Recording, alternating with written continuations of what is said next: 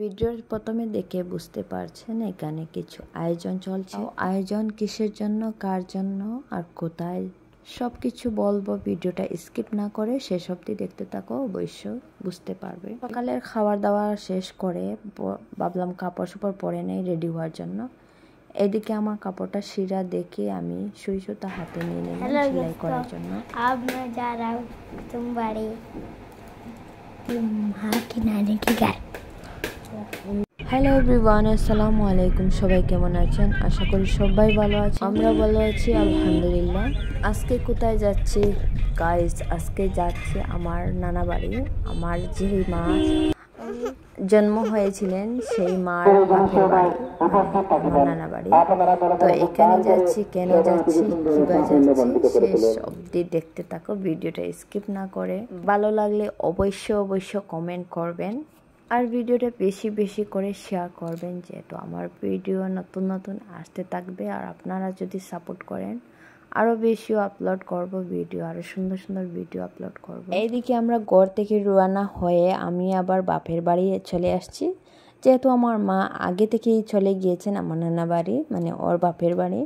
তাই এখানে আমার ছোটো বোন আছে। ছোটো বোন কল দিয়ে আমাকে বললো তুমি এখানে আসো, এখান থেকে আমরা সবাই একসাথে মিলে যাব। তাই আমি ঘর থেকে একদম কাপড় চোপড় লাগিয়ে রেডি হয়ে এখানে আসছি। আর ছোটো বোন এসে দেখছি রেডি হয়ে গিয়েছে। তো গাইজ আমরা এখন রওনা দিয়ে দিয়েছি আমরা আমাদের নানা বাড়িতে।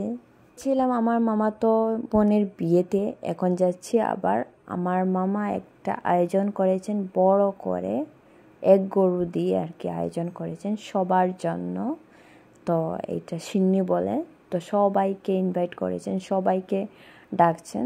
তো আমরাও যাচ্ছি। এইদিকে কালকে দিয়ে গিয়েছিলাম, মোছের গেছে আমার একটা জুতা ছিঁড়ে গিয়েছিল, তো সেলাই করার জন্য কালকে আর ভুলে গিয়েছিলাম। আজকে ভাবলাম একটু আমি এখানে গাড়ি থামিয়ে আমার জুতাটা নিয়ে যাই, যেহেতু আমি পরে যাব। কথা বলতে বলতে অনেকক্ষণ চলে আসছি। আর এটা হলো রেলের রাস্তা, মানে এখানে অনেকবার আসতাম আমার যখন নানা বাড়িতে যেতাম ছোটোবেলা বলতে আমাদের যখন বিয়ে হওয়ার আগে আর কি নানা বাড়িতে আসতাম। তো এই রাস্তা দিয়ে আমরা হেঁটে যেতাম অনেক দূরে, তবুও আমরা হাঁটতাম। এখন না গাড়ি করে যাওয়া যায় এদিকে। গ্রাম বলতেই আনন্দ, তাই না? গ্রামের কত কিছু গাছপালা, পশু পাখি, মানুষজন, এত ভালো কি আর বলবো। আগে স্কুল করে নানি বাড়িতে যেতাম, আর নানি ছিলেন, তো নানিকে দেখতেই যেতাম। তো সবাই আমার নানাকে চিনতেন, সবাই বলতেন। নানি বাড়ির আরেকটা মজা, নানি বাড়ির এরিয়াতে সবাই মামা আর নানা হয়ে যায়, তাই না? আগে নানি থাকলে মানে কত আদর করতেন, কত কিছু, মানে বিছানার নিচ থেকে টাকা বের করে দিতেন, আমরা স্কুলে চলে আসতাম বা বাড়ি চলে আসতাম। মানে অনেক আনন্দ। এই কথা মনে পড়লে অনেক কষ্ট লাগে বুকে। কথা বলতে বলতে আবার চলে আসলাম। আর এই পাশের ঘরটা দেখতে পাচ্ছেন, এইটা হলো আমার মার চাচার ঘর। আর এখানে এই পাশে আর একটা আমার মার চাচার ঘর। এর সামনে যেটা, এটা হলো আমার নানার ঘর।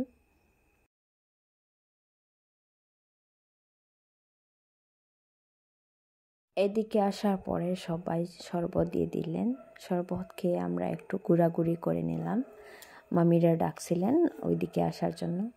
তো এখানে সব বাচ্চারা চলে আসছেন প্লেট নিয়ে এখানে দাঁড়িয়ে যে কবে ওরা সবজি নিয়ে যাবে, তাই না? কে সিন্নি বাড়িতে এইভাবে প্লেট নিয়ে গিয়ে দাঁড়িয়ে থাকছেন আমাকে কমেন্ট করে জানাবেন। আমি তো অনেক জায়গায় সিন্নিতে গিয়েছি এইভাবে।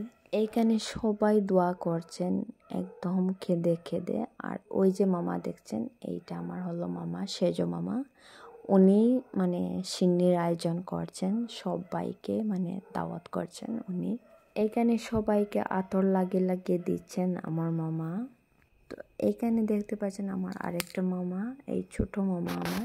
দোয়া করার আগে এখন পড়াশোনা চলছে, পরে দোয়া করবেন ওরা।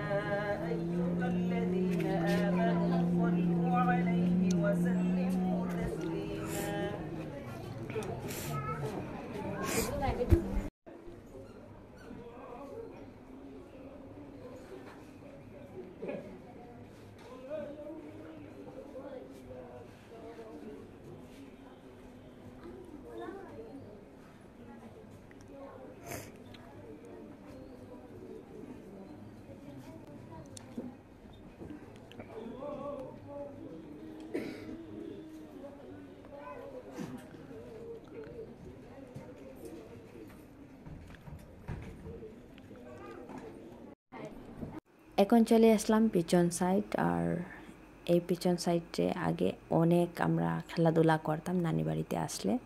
আর এই কলের মধ্যে আমার একটা স্মৃতি জড়িয়ে আছে, এই কলে পরে একদিন বলবো। এখন চলে আসলাম খাওয়া দাওয়াতে। এখন আমি আরিয়ানকে একটু ভাত খাইয়ে দিচ্ছি। বেশি ভিডিও ক্লিপ নিতে পারলাম না।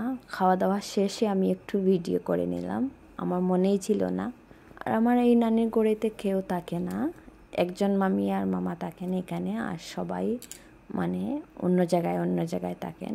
তার জন্য একদম সব জিনিসগুলা নষ্ট হয়ে গিয়েছে। আমরা খাওয়া দাওয়ার পর রাত্রে প্রায় 6টার দিকে হয়ে গিয়েছে, আমরা রওনা দিচ্ছি। তো এখানে একটা মসজিদ আছে, আর এই রাস্তা দিকে গেলে একটা স্কুল একদম পাশে। আগে অনেকবার আসতাম যেতাম, সবগুলা স্মৃতি আর কি মনে পড়ে গিয়েছে, তাই না? এদিকে আমার একটা মামাতো ভাই তো বলছে, দিদি তোমার ভিডিওতে আমাকে অ্যাড করো। তাই আমি ওর ভিডিও ক্লিপ করে নিলাম, যেহেতু ও বলছে। তো আমরা রওনা দিয়ে দিয়েছি। আর রাত্রেবেলা এইটা হলো স্টেশনের লাইটগুলা দেখতে পাচ্ছেন, এত সুন্দর লাগছিল, তবে অন্ধকার লাগছে। আর এখন তো ইলেকশনের সিজন, তাই এত জ্যাম ছিল কি আর বলবো। আমার ছোটো বোনের জামাই বলছে যে এত জ্যামের কারণে গাড়িগুলো চালানো যাচ্ছে না রাস্তার মধ্যে। আমরা অন্যদিকে ঘুরে এই রাস্তা দিকে এত জ্যাম ছিল। এখন আমাদের